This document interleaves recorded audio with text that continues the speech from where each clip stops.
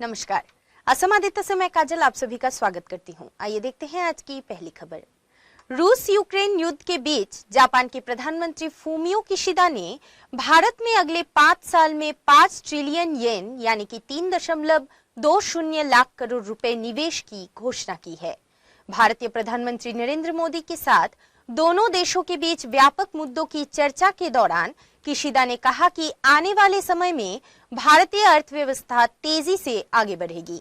Japan के प्रधानमंत्री Fumio Kishida ने शनिवार को अपने भारतीय समकक्ष नरेंद्र मोदी के साथ यूक्रेन संकट सहित अन्य मुद्दों पर व्यापक चर्चा के बाद अगले 5 वर्षों में भारत में 5 ट्रिलियन येन यानी कि 3,20,000 करोड़ रुपए के निवेश लक्ष्य की घोषणा की है। दोनों पक्षों ने एक अलग स्वच्छ ऊर्जा साझेदारी को मजबूत करने के अलावा कई क्षेत्रों में द्विपक्षीय सहयोग को विस्तार देने के लिए 6 समझौतों पर हस्ताक्षर किए। वार्ता के नतीजे जापान के साथ भारत के प्रगाढ़ रिश्ते को दिखाते हैं।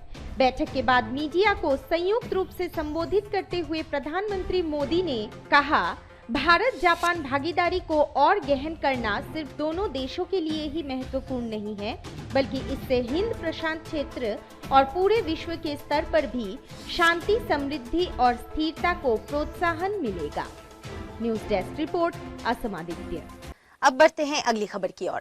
इजरायली प्रधानमंत्री नफ्ताली बेनेट अगले महीने यानी 2 अप्रैल को पहली बार भारत की आधिकारिक यात्रा करेंगे। दोनों देशों के बीच इनोवेशन और प्रौद्योगिकी, साइबर सुरक्षा, कृषि और जलवायु परिवर्तन के क्षेत्रों में सहयोग के विस्तार पर चर्चा होगी। इजरायल के प्रधानमंत्री नफ्ताली बेनेट 4 अप्रैल को भारत के दौरे पर आ रहे हैं। इस दौरान दोनों देशों के बीच यूक्रेन संकट को लेकर चर्चा हो सकती है।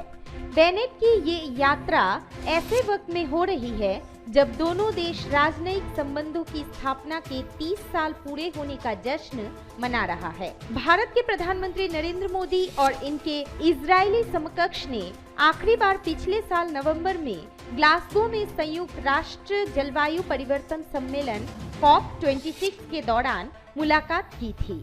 भारत और इजरायल के बीच 29 जनवरी 1992 को पूर्ण राजनयिक संबंध स्थापित हुए थे और इस वर्ष की शुरुआत में इस मौके को चिन्हित करने के लिए एक स्मारक लोगो लॉन्च किया गया। लोगो में डेविड के सितारे और अशोक चक्र को दर्शाया गया है। फरवरी में भारत के कई लोकप्रिय इमारतों जैसे मुंबई में गेटवे ऑफ इंडिया और दिल्ली में 3 मूर्ति हाइफा चौक और इजरायल के मसादा किले को भारतीय और इजरायल के झंडे के रंगों से जगमगाते देखा गया। बेनेट की यात्रा के दौरान यूक्रेन संकट पर चर्चा होने की संभावना है। News desk report, Assam Aditya. और अब समय है देश दुनिया के इतिहास में आज यानी कि 20 मार्च की तारीख पर दर्ज अन्य महत्वपूर्ण घटनाओं के बारे में बताने की। आज के दिन सन 1351 में मोहम्मद तुगलक शाह द्वितीय का सूरत में निधन हुआ था। 1602 में united east India company of Netherland की स्थापना हुई थी। 1800 में अलेसांद्रो वोल्टा ने इलेक्ट्रिक बैटरी की खोज के बारे में सूचना दी थी। 1916 में अल्बर्ट आइंस्टाइन की किताब जनरल थ्योरी ऑफ रिलेटिविटी का प्रकाशन हुआ था। 1952 में टेनिस खिलाड़ी आनंद अमृत राज का जन्म हुआ था। 1956 में ट्यूनीशिया को फ्रांस से स्वतंत्रता मिली थी। 1967 में लंदन वेस्टमिनिस्टर के सेंट्रल हॉल में प्रदर्शनी के लिए रखा गया फुटबॉल वर्ल्ड कप किसी ने चोरी कर लिया था। 1967 में नेशनल फिल्म अवार्ड विजेता गायिका अलका याग्निक का जन्म कोलकाता में हुआ था।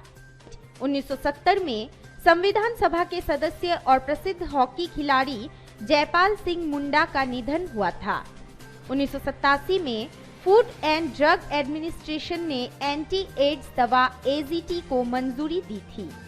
2014 में लेखक पत्रकार खुशवंत सिंह का निधन हुआ था और आज ही के दिन सन 2016 में अमेरिकी राष्ट्रपति बराक ओबामा क्यूबा पहुंचे थे। आज के लिए बस इतना ही। देखते रहिए असम आदित्य। नमस्कार।